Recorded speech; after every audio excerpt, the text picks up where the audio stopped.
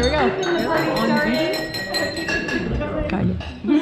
All right, so for the very few of you who I have not met before, I'm Leah. I'm Adam's younger sister.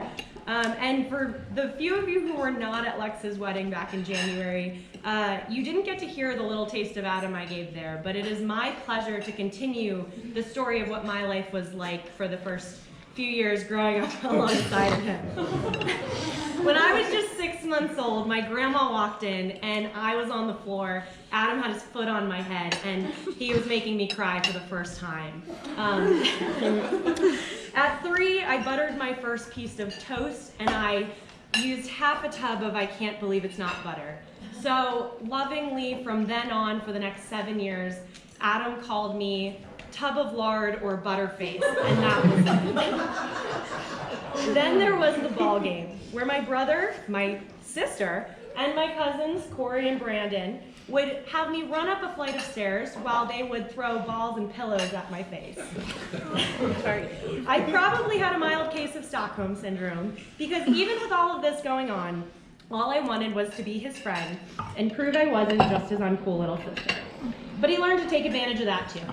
So he managed to convince me that all the cool kids carried their siblings' backpacks home from the bus stop. So their 10-year-old me was hauling his heavy textbooks and mine the half-mile from our bus stop back to our house.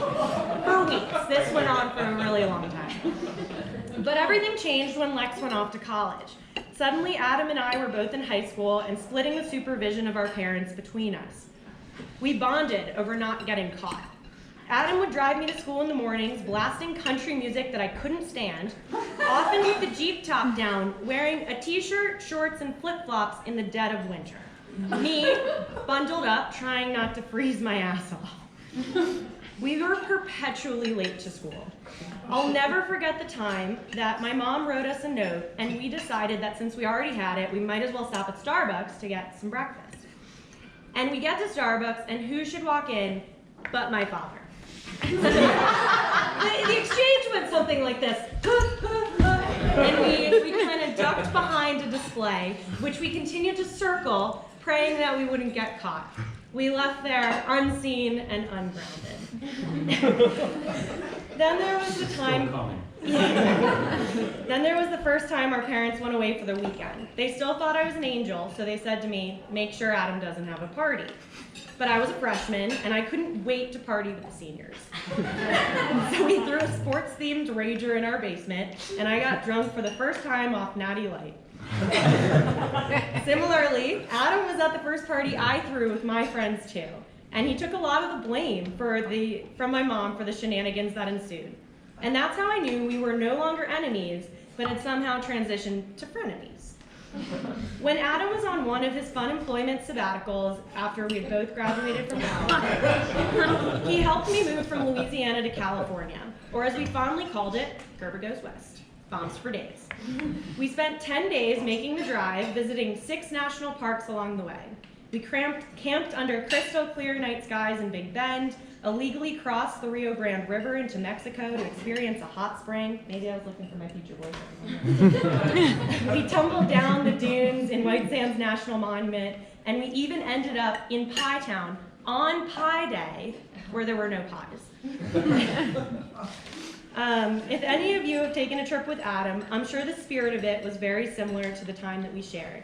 Making the most of every second, taking 100 unplanned detours, and leaving there with no regrets.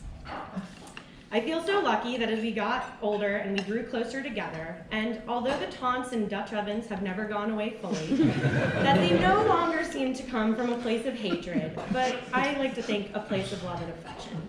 It might be the Stockholm Syndrome talking.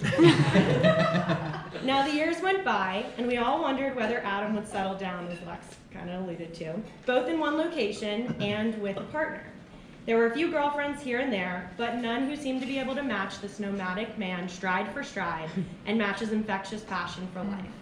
So when I started hearing about this girl named Suze, who liked to surf and seemed to be willing to put up with my brother's restless energy and terrible putt skis, I was intrigued. But when I heard she willingly wanted to go surfing in Maine in a snowstorm, I knew the match was made. I've never heard my brother talk so surely about anything, But when it came to Sue's, his mind was settled. He quickly went from telling me that I can't wait to go to this place to we can't wait to go to this place. I got to see a gentler, selfless side of him that I honestly didn't know existed, and I've never seen him.